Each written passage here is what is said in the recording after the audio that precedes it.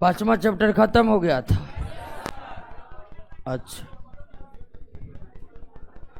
अच्छा, एक question 2 question नहीं हुआ था। हाँ लाइए तो हम देख लेते हैं।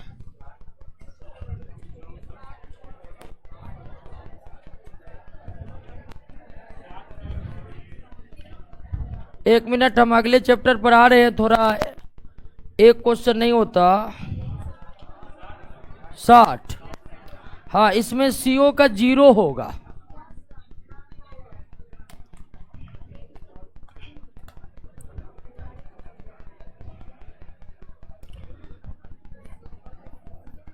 साठ नंबर पिछले चैप्टर का, ये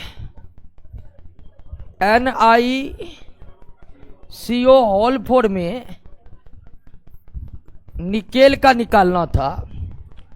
तो यहाँ जो है CO का जो है ना, ये 0 होता है। जब कॉम्प्लेक्स मॉलिक्यूल्स के रूप में CO रहे तो इसका क्या होगा? 0 होगा।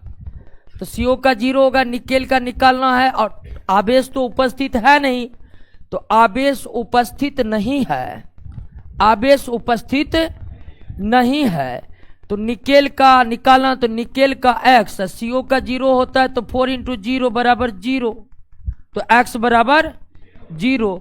तो निकेल का ऑक्सीडेशन नंबर 0 हो जाएगा। तो इस तरह 60 का हो जाएगा क्या? D हो जाएगा। 60 का क्या हो जाएगा? D हो जाएगा। और कौन था? 64 का D होगा। तो यहां पर इस तरह का किसी भी, देखिए निकेल में नहीं, जहां भी कॉम्प्लेक्स मॉलिक्यूल्स में CO रहे तो वहां पर उसका ऑक्सीडेशन नंबर कितना? 0 हो जाएगा। ठीक है। उसके बाद 64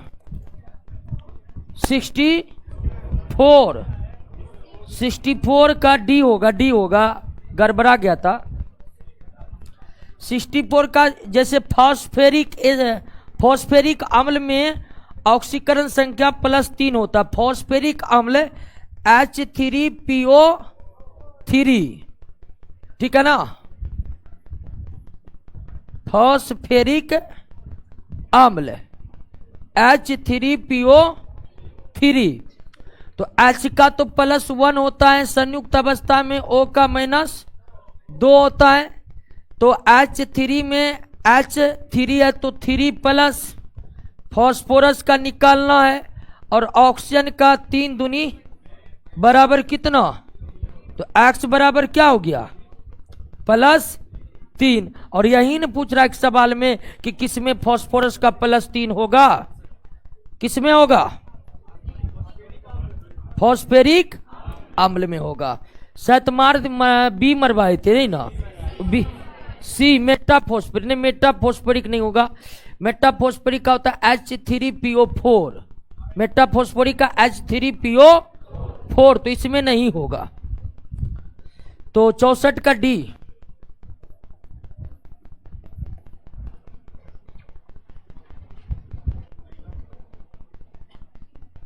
किसका है?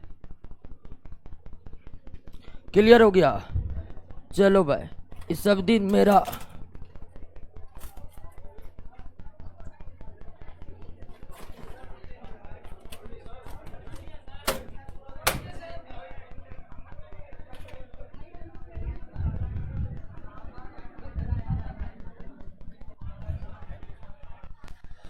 चलिए नया चैप्टर की शुरुआत करते हैं। क्या है नया चैप्टर?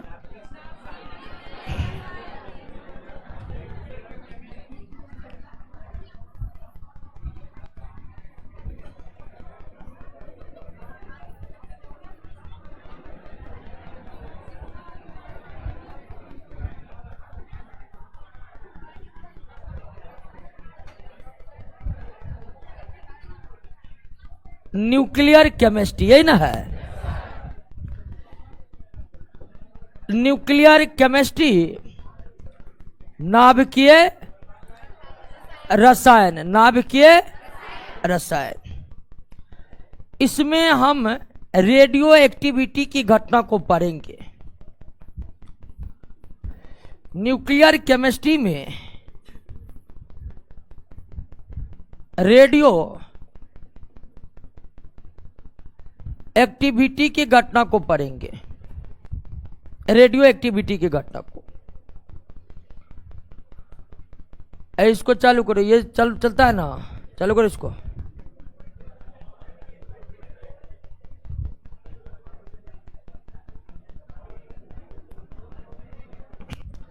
तो न्यूक्लियर केमिस्ट्री में हम दोस्तों क्या पढ़ेंगे? रेडियो एक्टिविटी यानी कि रेडियो सक्रियता। न्यूक्लियर केमिस्ट्री का यही क्षेत्र है, रेडियो सक्रियता के बारे में पढ़ेंगे,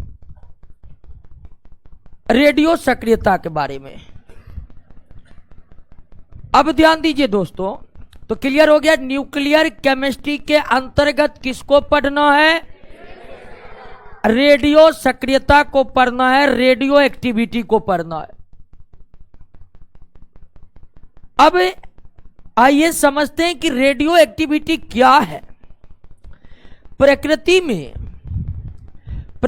में कई ऐसे तत्व मौजूद हैं, प्रकृति में कई ऐसे तत्व मौजूद हैं, प्रकृति में कई ऐसे तत्व मौजूद हैं जैसे कि यूरेनियम, जैसे कि रेडियम, जैसे कि पोलेनियम, जैसे कि एस्टेटिन इत्यादि कई सारे ऐसे तत्व इस प्रकृति में मौजूद हैं जहां जिनसे अपने आप अदृश्य किरणें निकलती रहती है, जिनसे अपने आप अदृश्य किरणें निकलते रहती है। अदृश्य किरणें क्या होती है? निकलते रहती है। क्लियर है? प्रकृति में ऐसे कई तत्व मौजूद हैं, प्रकृति में कई ऐसे तत्व मौजूद हैं जिनसे अपने आप अदृश्य किरणें निकलते रहती है। अदृश्य किरणें कहने का मतलब वो किरणें जो हमें आंखों से दिखाई नहीं देती है, वो किरणें जो हमारे आंखों से दिखाई नहीं देती है। इन अदृश्य किरणों के निकलने की घटना को ही हम क्या कहते हैं? रेडियो एक्टिविटी कहते हैं। क्या कहते हैं? रेडियो एक्टिविटी कहते हैं, रेडियो सक्रियता कहते हैं, रेडियो सक्रियता कहते हैं। और ऐसे तत्व जिनसे अदृश्य किरणें निकलते रहते हैं, ऐसे तत्व जिनसे अदृश्य किरणें निकलते रहते हैं, उसे रेडियो एक्टिव एलिमेंट कहते हैं, उसे रेडियो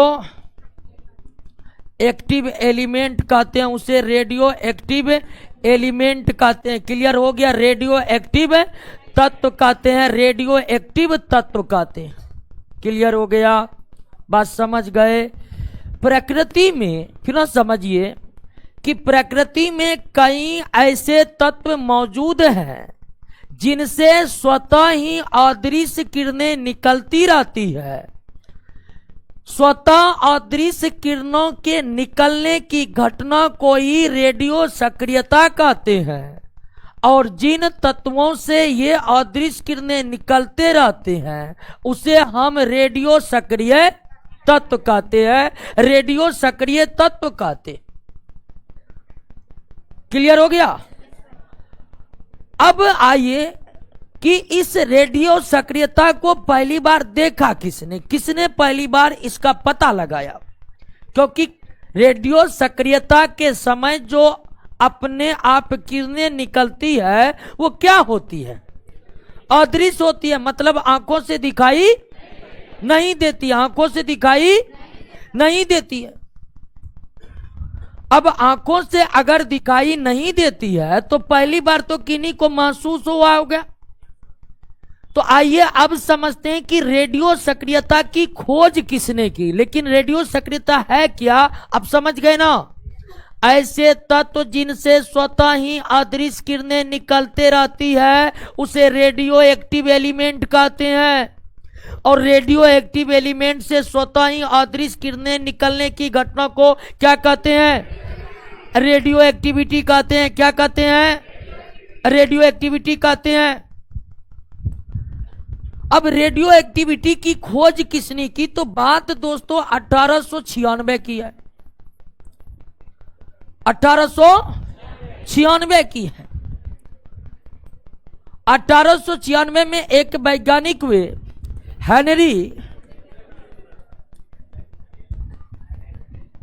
हेनरी बेक्वेरेल। हेनरी बेक्वेरेल वो अपने लैब में यूरेनियम के यौगिक के साथ कुछ एक्सपेरिमेंट कर रहे थे। हेनरी बेक्वेरेल एक वैज्ञानिक थे। ये बात 1896 की है, ये बात 1896 की है। और वैज्ञानिक का नाम हेनरी बेक्वेरेल है। वे यूरेनियम के यौगिक के साथ कुछ एक्सपेरिमेंट कर रहे थे, यूरेनियम के यौगिक के साथ कुछ एक्सपेरिमेंट कर रहे थे। और जब उनका एक्सपेरिमेंट हो गया ना, तो वो यूरेनियम को एक काले कागज में लपेटकर अपने अलमारी में जाकर रख दिए। यूरेनियम के यौगिक को काले कागज में लपेटकर अलमारी में जाकर के रख दिए। कुछ समय के बाद जब उन्होंने अलमारी खोलकर उसको देखा, तो उन काले कागज पर धब्बे बने हुए थे। उस काले कागज पर धब्बे बने हुए थे। तो उनको बड़ा आश्चर्य हुआ कि ये धब्बे क्यों बने हुए थे। उनका वो पता लगाने लगा।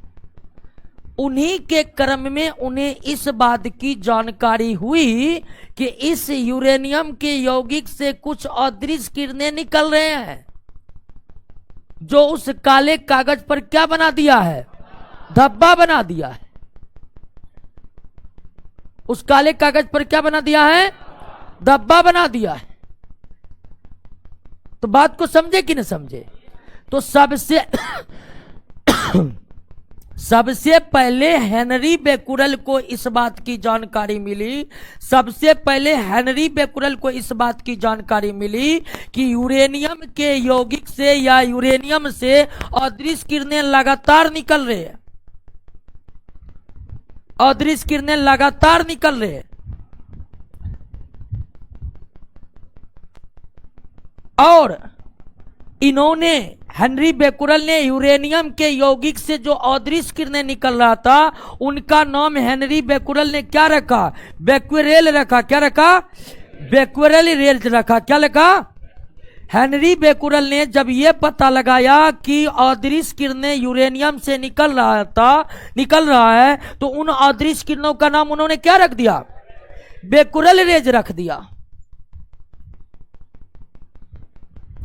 आगे चलकर बात, यानी कि 2 साल बाद 1896 में हेनरी बेक्वेरेल ने यह पता लगा लिया कि यूरेनियम से अदृश्य किरणें निकलती है।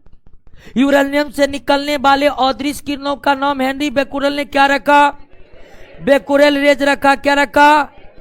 इसके 2 साल बाद यानी कि 1898 में, 2 साल बाद 1898 में, 2 साल बाद 1898 में मैडम क्यूरी ने, ठीक है ना, मैडम क्यूरी और उनके हस्बैंड जो एक साथ काम कर रहे थे, उनका नाम क्या था? पीरे क्यूरी। मैडम क्यूरी के हस्बैंड थे पीरे क्यूरी। ये दोनों एक साथ लैब में काम कर रहे थे और इन्होंने यूरेनियम से निकलने वाले अदृश्य किरणों पर पुनः और ज्यादा एक्सपेरिमेंट किए और यूरेनियम के यौगिक से निकलने वाले, यूरेनियम के यौगिक से अदृश्य किरणें के निकलने की घटना को इन्होंने क्या नाम दिया? Radio activity. तो रेडियो एक्टिविटी की पता सर्वप्रथम लगाया कौन? हेनरी बेक्वेरेल। लेकिन आगे चलकर रेडियो एक्टिविटी शब्द का इस्तेमाल किसने किया? मैडम क्यूरी ने। मैडम आगे चलकर 1902 ईस्वी में मैडम क्यूरी और उनके हस्बैंड प्यूरे क्यूरी ने दो और रेडियो एक्टिव एलिमेंट रेडियम और पोलेनियम का पता लगाया। किसका पता लगाया? रेडियम और पोलेनियम का पता लगाया मैडम क्यूरी ने 1902 में। शुरुआत में तो यही पता था कि यूरेनियम से अदृश्य किरणें निकलती है, लेकिन आगे चलकर 1902 ईस्वी में मैडम क्यूरी और उनके हस्बैंड प्यूरे क्यूरी ने रेडियम और पोलेनियम तत्व की खोज की, जिसमें सेम टू सेम यूरेनियम जैसे गुण था, अर्थात ये भी रेडियो एक्टिव था, अर्थात ये भी अदृश्य किरणों को क्या कर रहा था? निकाल रहा था। उसके बाद आगे चलकर वर्ष 1903 में मैडम क्यूरी और हेनरी बेकुरल दोनों को एक साथ रेडियो एक्टिविटी के खोज के लिए नोबेल पुरस्कार से सम्मानित किया गया। 1903 ईस्वी में मैडम क्यूरी और हेनरी बेकुरल को संयुक्त रूप से रेडियो एक्टिविटी के खोज के लिए नोबेल पुरस्कार प्रदान कर दिया गया, नोबेल पुरस्कार प्रदान किया गया। कोई दिक्कत? तो इस तरह से अगर रेडियो एक्टिविटी की खोज की बात होती है तो रेडियो एक्टिविटी खोज सबसे पहले हेनरी बेकुरल ने किया, और अचानक ही किया। वो उसका खोज नहीं कर रहे थे, अचानक उन्होंने देखा कि यूरेनियम के ऊपर का काला कागज पर धब्बा पड़ गया, तो क्यों पड़ गया हम पता लगा कर रहेंगे, और पता लगा लिया कि यूरेनियम से अदृश्य किरणें निकल रहा है। उनका नाम उन्होंने बेकुरल रेज रख दिया। आगे चलकर यूरेनियम से निकलने वाले अदृश्य किरणों की घटना को रेडियो एक्टिविटी नाम दे दिया मैडम क्यूरी। आगे चलकर फिर मैडम क्यूरी ने यूरेनियम जैसे अदृश्य किरणें निकालने वाले तत्व रेडियम और पोलेनियम की खोज कर ली। अब फिर 1903 में रेडियो एक्टिविटी के खोज के लिए किन्हें नोबेल पुरस्कार दिया गया? आश्चर्य की बात यह है कि पीरे क्यूरी को छांट दिया गया। ठीक है, लेकिन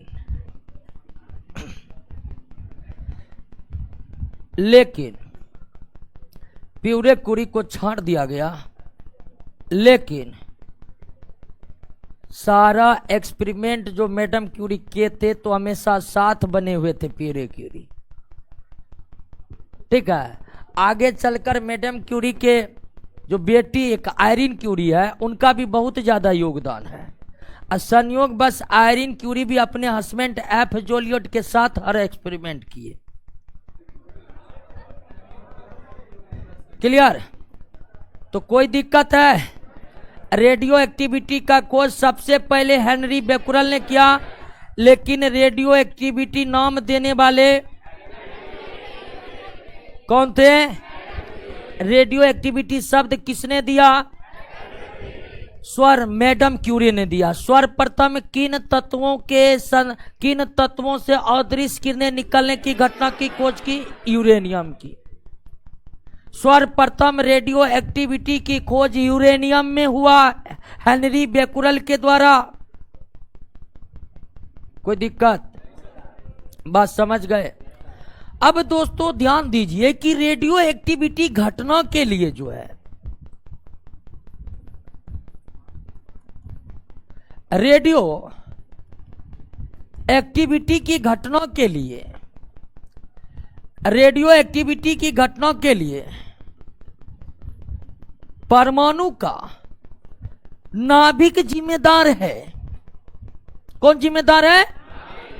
अर्थात नाभिक जिसमें प्रोटॉन और न्यूट्रॉन रहते हैं, वो जिम्मेदार है रेडियो एक्टिविटी के लिए।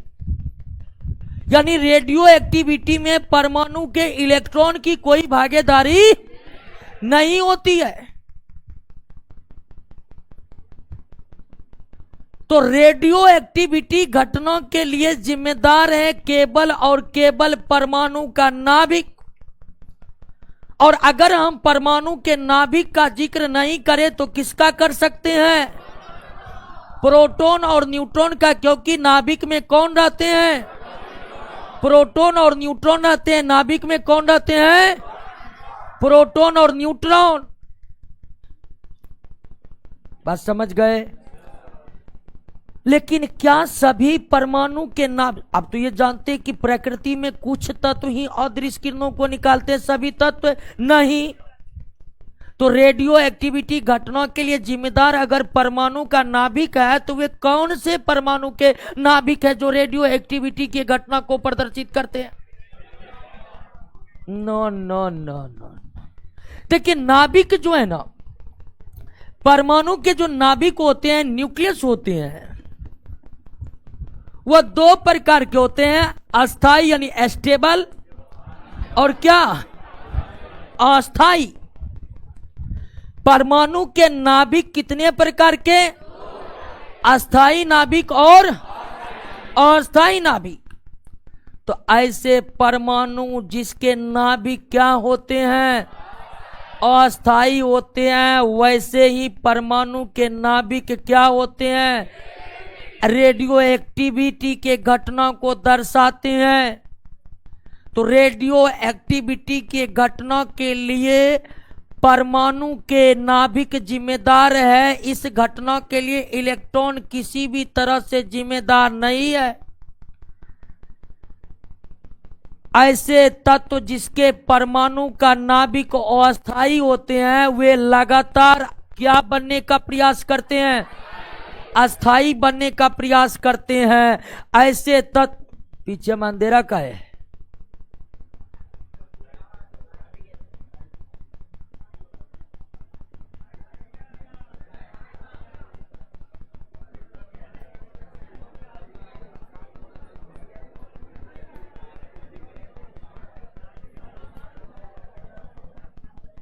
सब रोशन सर लेबर को भर्ती कर लिया है, सब आता दिहाड़ी करता है चला जाता है।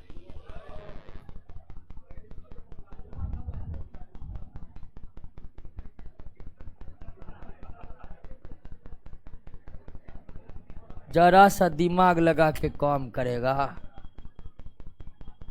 ध्यान दीजिए, ऐसे परमाणु जिसके नाभिक क्या होते हैं? अस्थाई होते। क्या होते हैं? अस्थाई होते। वह अस्थाई बनने का प्रयास करते। वो क्या करते हैं? अस्थाई बनने का प्रयास करते हैं। और अस्थाई बनने के लिए ही अस्थाई नाभिक अदृश्य किरणों को लगातार निकालते रहते, अदृश्य किरणों को लगातार निकालते रहते। तो ऐसे परमाणु जिसके नाभिक अस्थाई होते हैं, वो क्या बनने का प्रयास करता है? और एक अस्थाई नाभिक अस्थाई बनने के लिए अदृश्य किरणों को लगातार निकालते रहता है, लगातार निकालते रहता है। और यही घटना क्या कहलाती है? तो रेडियो एक्टिविटी घटना के लिए कौन जिम्मेदार है? परमाणु का नाभिक जिम्मेदार है। कौन से नाभिक जिम्मेदार है? अस्थाई नाभिक जिम्मेदार है। क्या अस्थाई नाभिक रेडियो एक्टिविटी के प्रदर्शित कर सकता है? नहीं कर सकता है। रेडियो एक्टिविटी का प्रदर्शन केवल और केवल कौन? अस्थाई नाभिक ही कर सकता। अस्थाई नाभिक। क्लियर हो गया? कोई दिक्कत? समझ गए? लेकिन अब समझना है कि कौन नाभिक अस्थाई होगा, कौन नाभिक अस्थाई का। ये तो हम समझ गए कि रेडियो एक्टिविटी की घटना में तत्व से अदृश्य किरणें स्वतः ही निकलते रहती है। हम ये भी जान गए कि रेडियो एक्टिविटी के घटना के लिए परमाणु के नाभिक जिम्मेदार है। हम ये भी जान गए कि रेडियो एक्टिविटी की घटना के लिए परमाणु का अस्थाई नाभिक जिम्मेदार है। और अस्थाई नाभिक रेडियो एक्टिविटी का प्रदर्शन इसलिए करता है क्योंकि उसको अस्थाई बनना है।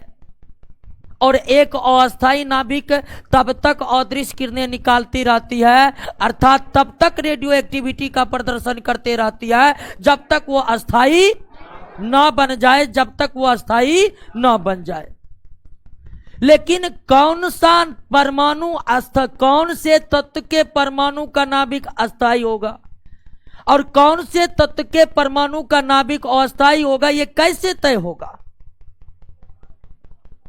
तो आइए अब समझते हैं कौन अस्थाई नाभिक है और कौन अस्थाई नाभिक।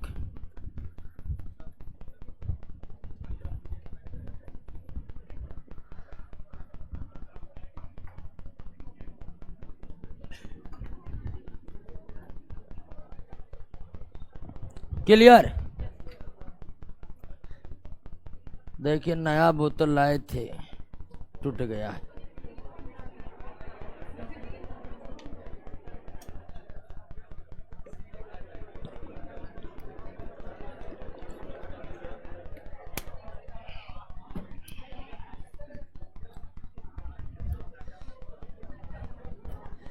दो तीन दिन से गिर रहा था ना बोतल, बोतल गिर रहा था ना 2-3 दिन से जी। आए तो तुम इसको सही करेगा ना। एक मिनट, बार बार वहां रखने से पानी एक बार नहीं गिरा है, 3-4 बार 5 बार तुम देख रहा है पानी गिर रहा है। तुम सूचित किया, प्रिंस को बताए कि पानी बार बार गिर जाता है, वहां पर कोई व्यवस्था कर दीजिए। बोले है, बोला है जी।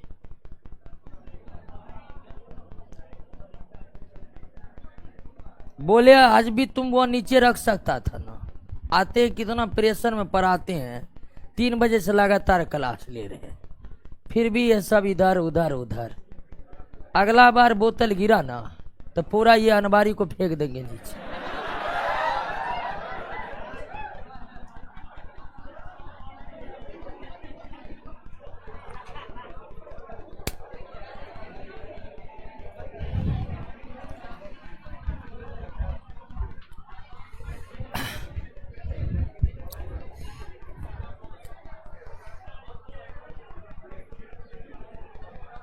आइए दोस्तों, अब समझते हैं कौन अस्थाई नाभिक होगा, कौन अस्थाई नाभिक होगा।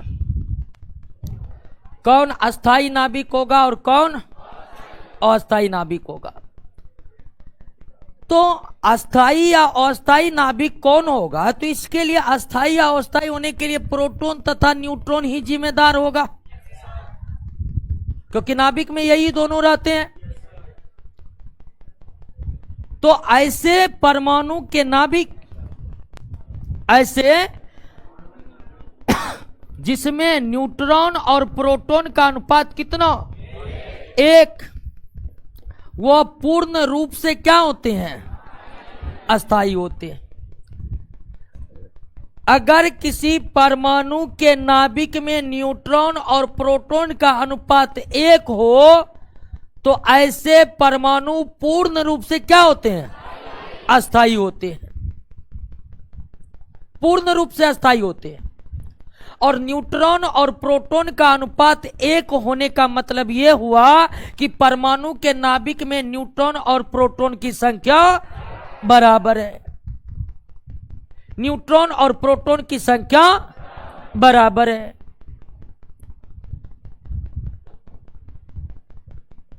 तो ऐसे तत्व जिनके नाभिक में न्यूट्रॉन और प्रोटॉन के संख्या का अनुपात 1 हो, या ऐसे तत्व जिसके परमाणु के नाभिक में न्यूट्रॉन और प्रोटॉन का अनुपात 1 हो, वह नाभिक पूरी तरह से अस्थायी होते। और ऐसी स्थिति कहां तक है, ऐसी स्थिति है परमाणु संख्या 1 से लेकर 20 तक, हाइड्रोजन से लेकर कैल्शियम तक। परमाणु संख्या 1 हाइड्रोजन का और 20 किसका होता है, कैल्शियम का होता है। 20 किसका होता है, कैल्शियम का होता है।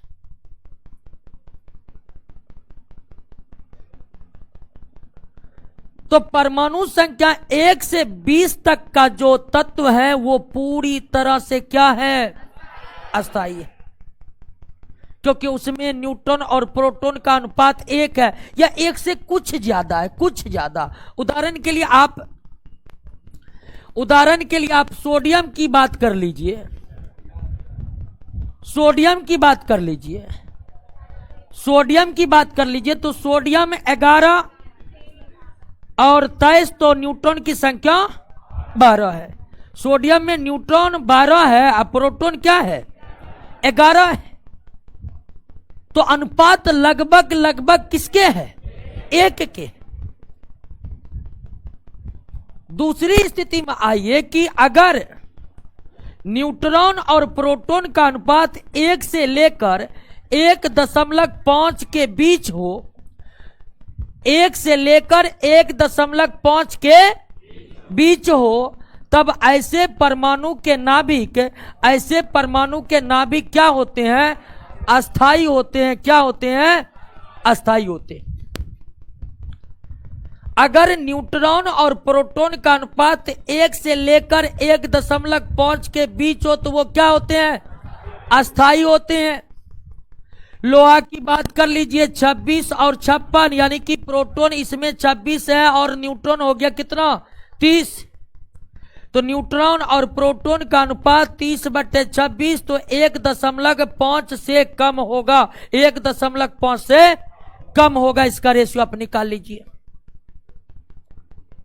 तो लोहा का जो परमाणु का नाभिक है वो क्या है? अस्थाई। यानी कि जब तत्व के परमाणुओं के नाभिक में न्यूट्रॉन और प्रोटॉन का अनुपात 1 से लेकर 1.5 के बीच क्या हो? 1 से लेकर 1.5 के बीच हो, तो ऐसे नाभिक क्या होते हैं? अस्थाई होते हैं। ऐसे नाभिक क्या होते हैं? अस्थाई होते हैं।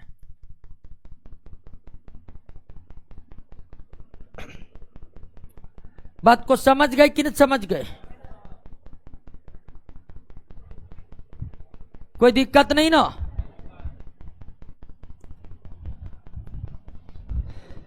अब तीसरी स्थिति आई कि जब न्यूट्रॉन और प्रोटॉन का अनुपात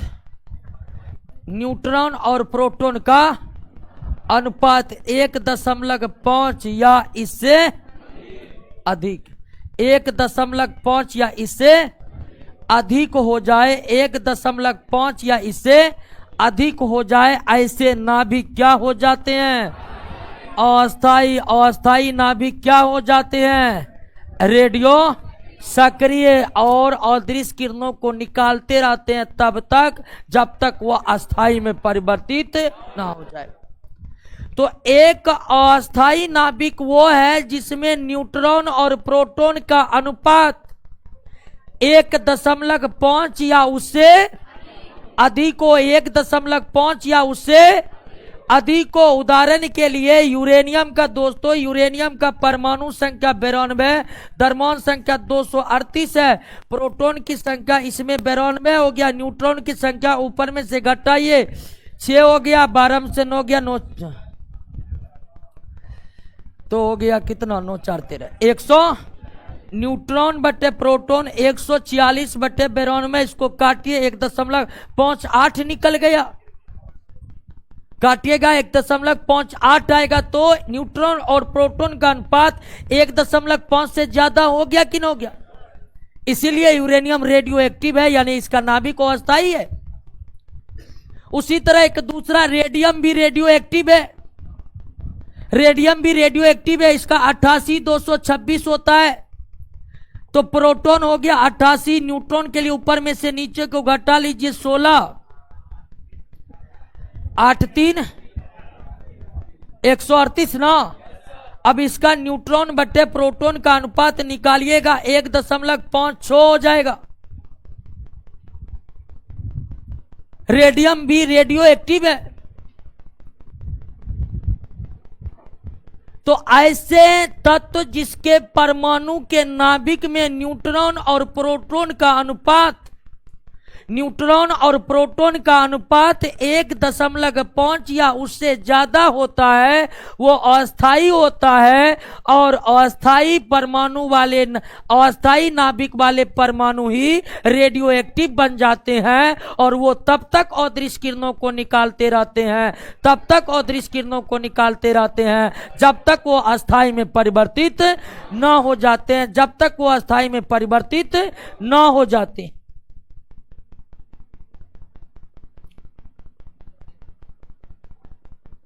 क्लियर हो गया? बात समझ गए? कोई दिक्कत नहीं ना? और परमाणु संख्या 83 के बाद, परमाणु संख्या 83 के बाद जितने भी तत्व हैं सारे के सारे रेडियो एक्टिव है। परमाणु संख्या 83 के बाद जितने भी तत्व है सारे के सारे क्या हैं? रेडियो एक्टिव है। सारे के सारे क्या है? रेडियो एक्टिव है। हालांकि कुछ मैजिक नंबर आपके नोट में दिया होगा। कभी कभी न्यूट्रॉन और प्रोटॉन का अनुपात 1.5 हो जाता है, लेकिन फिर भी नाभिक अस्थायी नहीं होता है। एक एग्जाम्पल आपके सामने हम पेश कर रहे हैं शीशा का पीबी परमाणु संख्या 82 और द्रव्यमान संख्या 208, यानी प्रोटॉन 82 हो गया, न्यूट्रॉन 6 हो गया, 2 हो गया, 1 हो गया, 100। न्यूट्रॉन और प्रोटॉन का अनुपात 126/82 1.5 से ज्यादा आता है, लेकिन शीशा अस्थाई है। अस्थाई क्योंकि ये जो न्यूट्रॉन की संख्या देख रहे हैं कितना है, 126 एक मैजिक नंबर है। मैजिक नंबर का मतलब कि वह नंबर अगर आ गया न्यूट्रॉन या प्रोटॉन का, तो रेशियो 1.5 होने पर भी वह अस्थाई नहीं होगा, वो क्या बना रहेगा, अस्थाई बना रहेगा। क्या बना रहेगा? क्लियर हो गया? बात समझ गए? कोई दिक्कत नहीं। अब आप समझ गए कि कैसे नाभिक अस्थाई होगा और कैसे नाभिक अस्थाई होगा। अस्थाई नाभिक वो है जिसमें न्यूट्रॉन और प्रोटॉन का अनुपात 1.5 या उससे अधिक हो। अस्थाई नाभिक वो है जिसमें न्यूट्रॉन और प्रोटॉन का अनुपात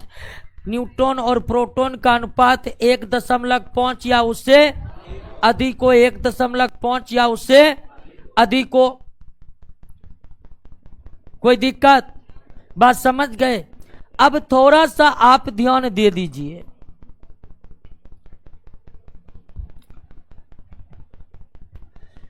कि अस्थाई नाभिक नहीं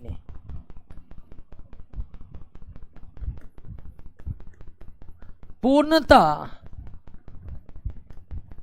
अस्थाई नाभिक, परफेक्टली अनस्टेबल स्टेबल न्यूक्लियस, इसमें न्यूट्रॉन और प्रोटॉन का अनुपात 1, जिसे हम कह सकते हैं कि न्यूट्रॉन और प्रोटॉन की संख्या क्या है, बराबर है। न्यूट्रॉन और प्रोटॉन की संख्या क्या है?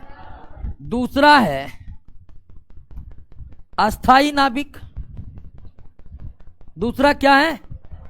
अस्थाई नाभिक, जिसमें न्यूट्रॉन और प्रोटॉन का अनुपात 1 से 1.5 के बीच। इसमें कहिए कि न्यूट्रॉन की संख्या प्रोटॉन से क्या हो गया है, ज्यादा हो गया, लेकिन ज्यादा। और अस्थाई नाभिक,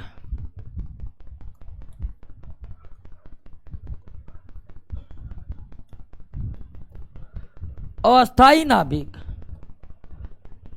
नाभिक में न्यूट्रॉन और प्रोटॉन का अनुपात 1.5 या इससे ज्यादा। तो इसमें आप क्या देख रहे हैं, न्यूट्रॉन की संख्या प्रोटॉन से क्या हो गया, बहुत ज्यादा। तो आप एक बात गौर कर रहे हैं 1 से 3 नंबर में कि जब तक न्यूट्रॉन और प्रोटॉन बराबर था, नाभिक पूरी तरह से अस्थाई बना हुआ था।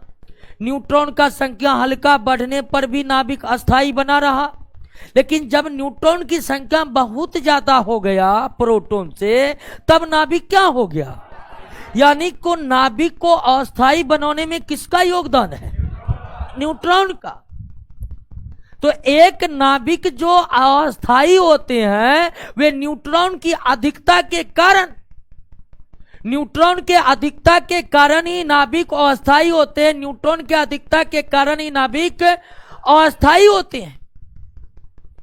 इसलिए न्यूट्रॉन को अस्थाई कण कहा जाता है।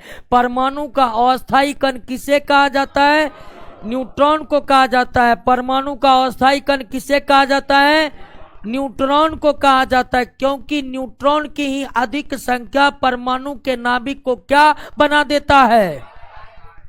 क्लियर हो गया? बात समझ गए?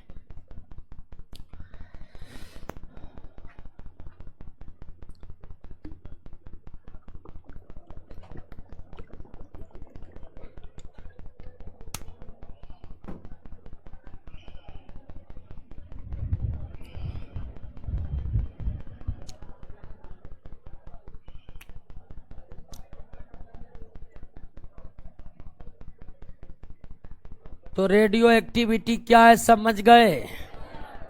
खोज किसने किया ये समझ गए? कोई दिक्कत नहीं ना? एक बार पुनः समझ लीजिए, प्रकृति में मौजूद ऐसे तत्व जिससे स्वतः ही अदृश्य किरणें निकलते हैं उन्हें रेडियो एक्टिव एलिमेंट कहते हैं। रेडियो एक्टिव एलिमेंट से अदृश्य किरणें निकलने की घटना को रेडियो एक्टिविटी कहते हैं। रेडियो एक्टिविटी की खोज पहली बार हेनरी बेकुरल ने किया, लेकिन रेडियो एक्टिविटी की खोज के लिए नोबेल पुरस्कार हेनरी बेकुरल मैडम क्यूरी दोनों को एक साथ दिया गया। रेडियो एक्टिविटी शब्द का जो हम इस्तेमाल कर रहे हैं वह मैडम क्यूरी के दिया। रेडियो एक्टिविटी की घटना के लिए विशुद्ध रूप से परमाणु के नाभिक जिम्मेदार है, इलेक्ट्रॉन की कोई भूमिका नहीं है। ऐसे नाभिक जो अस्थायी होते हैं वो अस्थायी बनने का प्रयास लगातार करते रहते हैं। अस्थायी नाभिक अस्थायी बनने के प्रयास जो करते हैं, इस दौरान कई अदृश्य किरणें निकलते रहता है। यानी रेडियो एक्टिविटी के घटना को अस्थायी नाभिक दिखाते हैं या अस्थायी नाभिक ही रेडियो एक्टिविटी घटना को प्रदर्शित करते हैं, क्योंकि उसे अस्थायी बनना है। और अस्थायी नाभिक कौन होते हैं? तो परमाणु संख्या 83 के बाद 84, 85, 86, 87 और 118 तक खोज हुई है। परमाणु संख्या 83 के बाद 83 के बाद सारे के सारे तत्व क्या हैं? रेडियो एक्टिव है। अस्थायी नाभिक के लिए कौन सा मूल कण जिम्मेदार है? न्यूट्रॉन। किस मूल कण की अधिक संख्या से नाभिक अस्थायी हो जाता है? न्यूट्रॉन। क्लियर हो गया? अब रेडियो एक्टिविटी के घटना में तो अदृश्य किरणें निकलते हैं। रेडियो एक्टिविटी के घटना में कैसे कण निकलते हैं? अदृश्य किरणें निकलते हैं।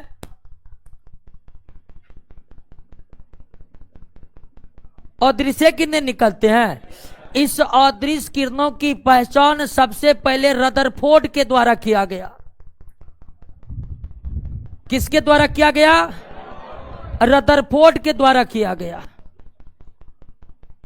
अदृश्य किरणों की पहचान किसके द्वारा किया गया? रदरफोर्ड के द्वारा किया गया। रदरफोर्ड के द्वारा। अब रदरफोर्ड ने अदृश्य किरणें का पहचान कैसे किया? उन्होंने रेडियम को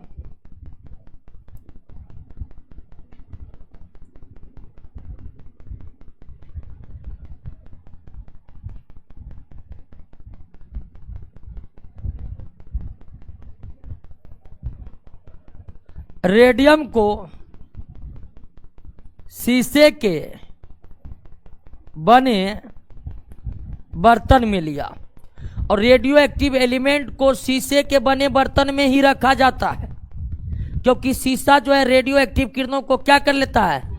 सोख लेता है। और शीशा का मतलब कांच नहीं है, ध्यान रखिएगा। हम आम जिंदगी में कांच को ही क्या बोल देते हैं?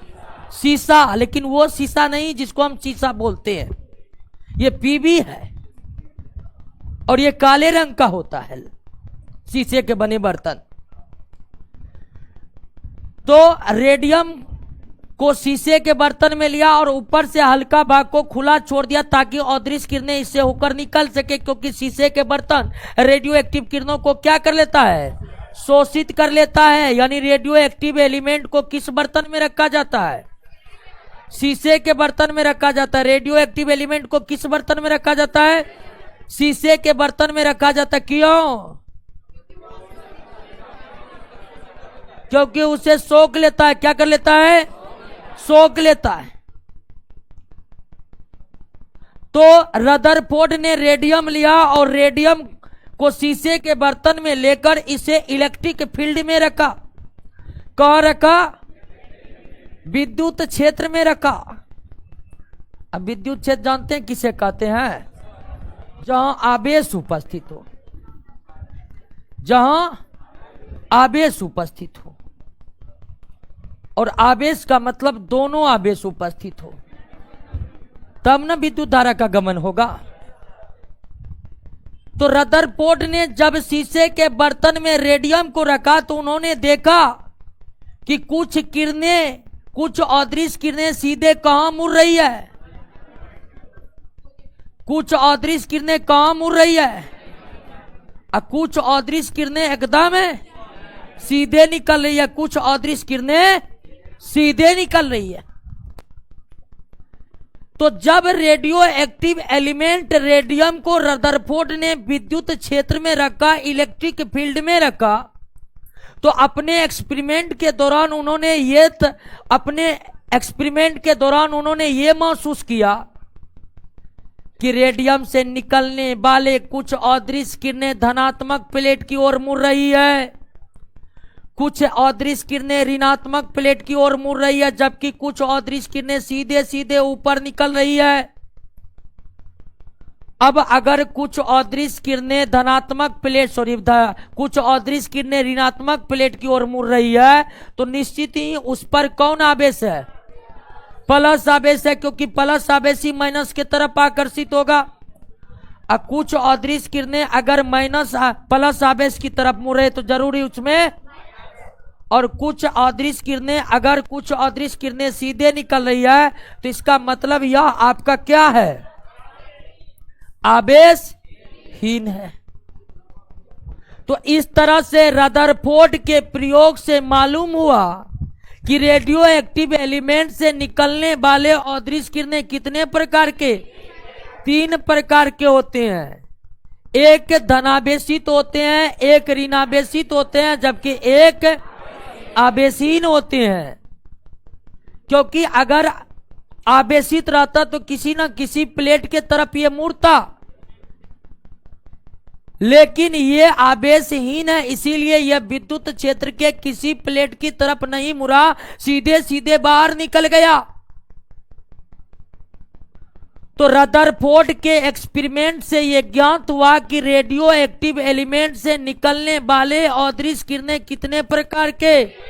3 प्रकार के, धनात्मक आवेश वाला, ऋणात्मक आवेश वाला और आवेशहीन।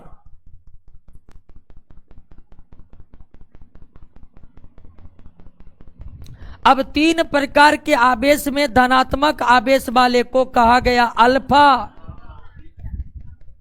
माइनस आवेश को कहा गया बीटा, और आवेशहीन को कहा गया गामा। आवेशहीन को कहा गया गामा, आवेशहीन को कहा गया। तो रेडियो एक्टिव एलिमेंट से निकलने वाले अदृश्य किरणों की पहचान सर्वप्रथम किसने की? रदरफोर्ड ने की। अदृश्य किरणें कितने प्रकार के? Alpha beta gamma, alpha beta gamma, alpha beta gamma. Alpha पर कौन आवेश? और बीटा पर कौन आवेश? और गामा क्या है? आवेशहीन है। गामा क्या है? क्लियर हो गया? बात समझ गए? कोई दिक्कत नहीं दोस्तों। अब अल्फा समझ गए। अल्फा पर धनात्मक आवेश है, बीटा पर ऋणात्मक आवेश है, और गामा पर। क्लियर हो गया? अब एक एक करके इसको पढ़ना होगा। अल्फा क्या है, बीटा क्या है और गामा क्या है। अल्फा बीटा गामा को एक एक करके पढ़ना पड़ेगा। तो आइए शुरुआत करते हैं किससे? अल्फा से।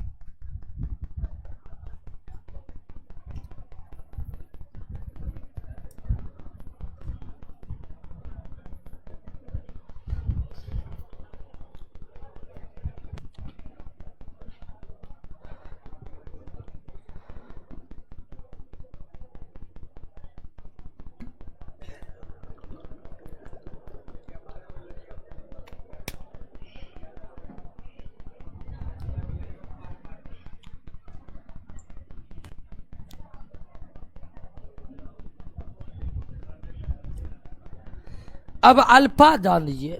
एक पहला गुण तो ये देख ही लिया है कि अल्फा पर धनात्मक आवेश है। क्या है? धनात्मक आवेश। इसमें तो कोई शक नहीं है।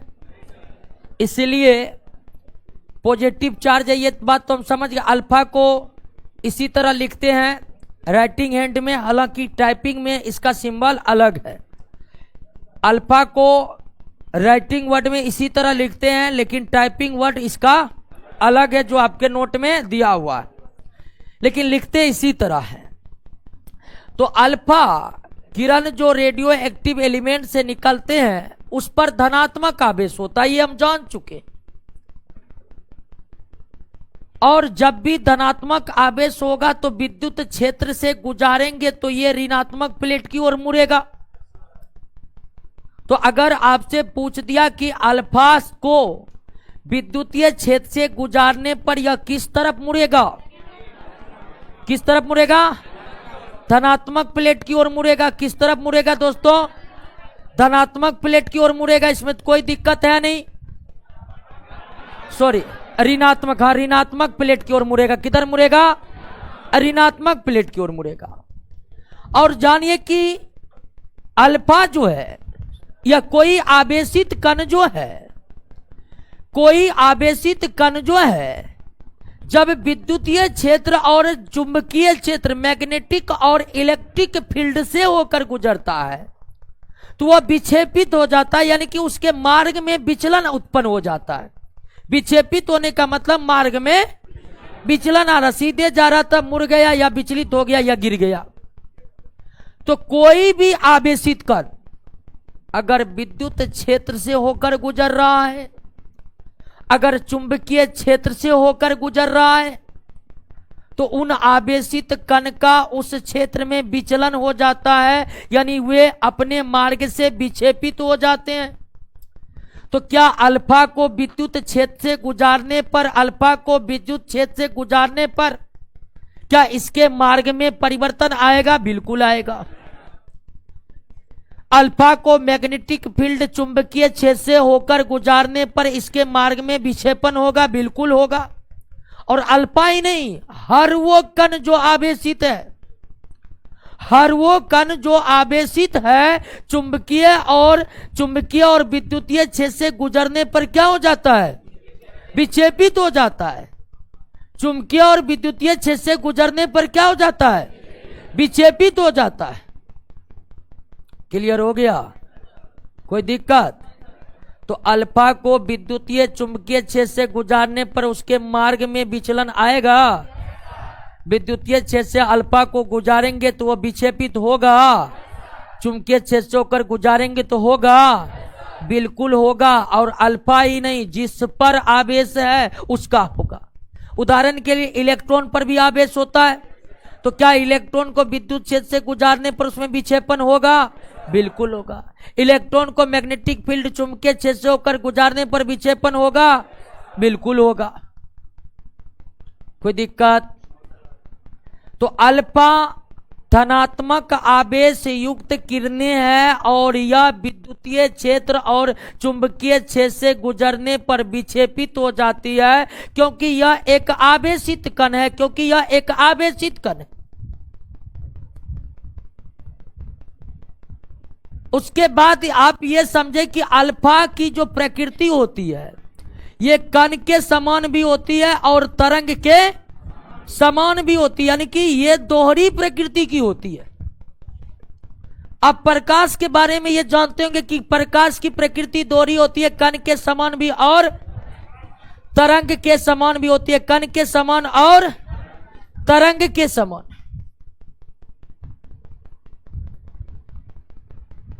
तो अल्फा भी कण के समान भी प्रकृति को दर्शाते हैं और तरंग के समान भी प्रकृति को दर्शाते हैं। आप अल्फा कण भी कह सकते हैं, अल्फा तरंग भी कह सकते हैं, कोई दिक्कत। तो अल्फा की जो प्रकृति होती है ये दोहरी प्रकृति की होती है। ये कण के समान भी गुणों का प्रदर्शन करते हैं, ये तरंग के समान भी गुणों का प्रदर्शन करते। कोई दिक्कत?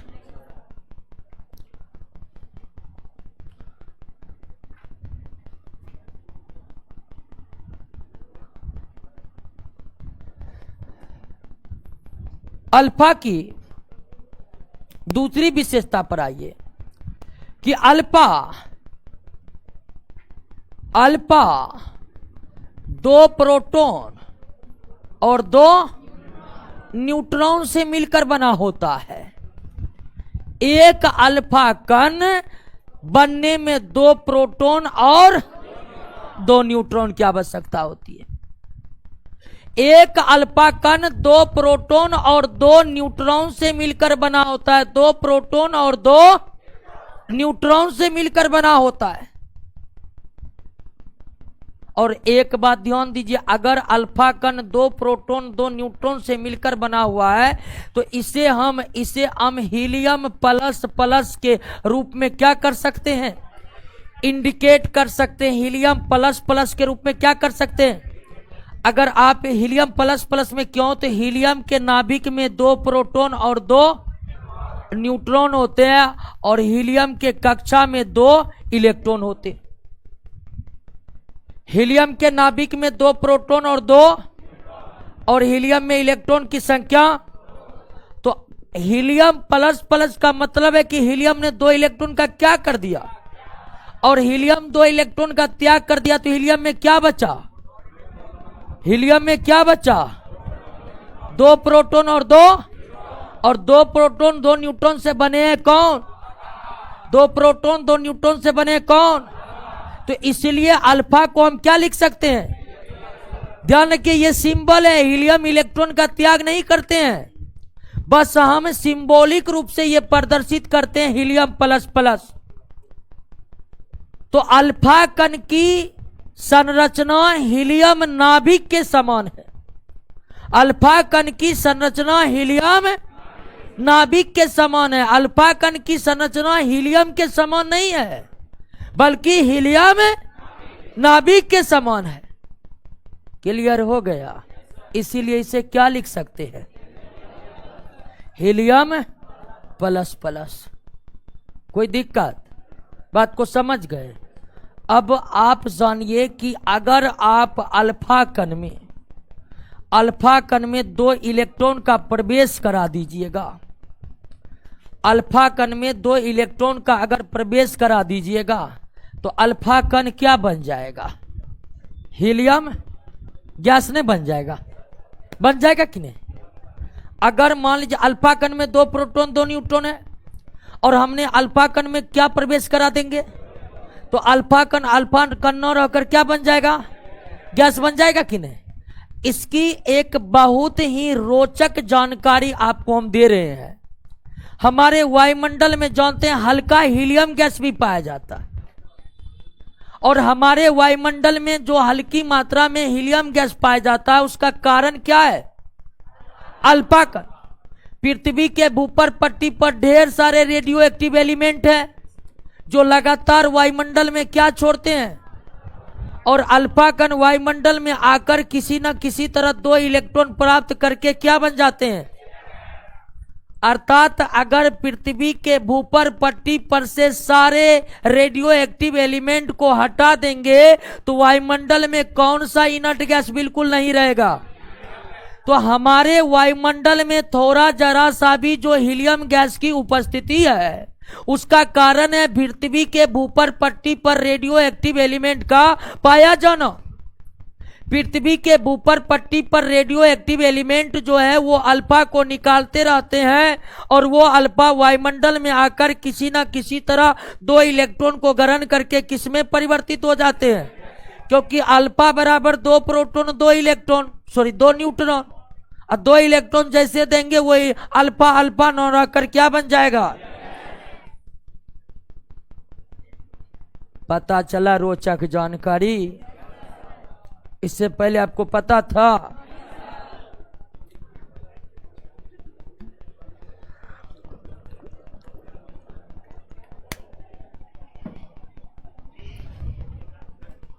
अगली विशेषता पर आए।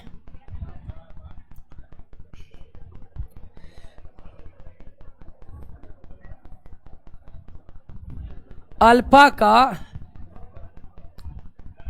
कुल द्रव्यमान। अब देखिए अल्फा का कुल द्रव्यमान कितना होगा, आराम से समझिए। सारा बात तो लिखा हुआ ही है, ये बताने में हमको कभी आगे हो जाएगा कभी पीछे हो जाएगा, क्योंकि हमको पीडीएफ लेकर पढ़ाने का आदत। बहुत मास्टर को देखते पीडीएफ निकाल लेता, 3 नंबर पाइए, 3 नंबर पर कलम चलाइए क्या। तो इसीलिए हम एकदम समझा समझा पढ़ाते हैं और थोड़ा आगे पीछे हो सकता है, ठीक है। यानी कि जो बात 3 में बताए वो नोट में 4 नंबर पर होगा। वह जो भी हो, लेकिन आपको समझ आ रहा है ना बेहतरीन? बिल्कुल समझिए और घर पर जाकर डायरेक्ट क्वेश्चन पर अटैक मारिए, डायरेक्ट।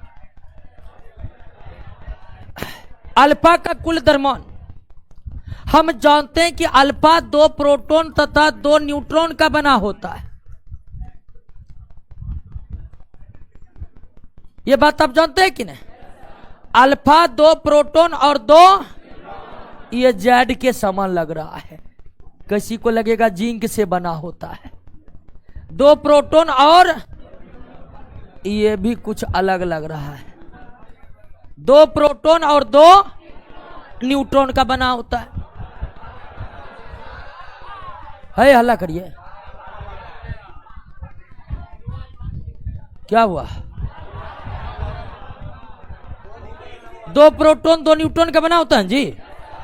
2 प्रोटॉन, ये 2 है, 2 प्रोटॉन और 2, अरे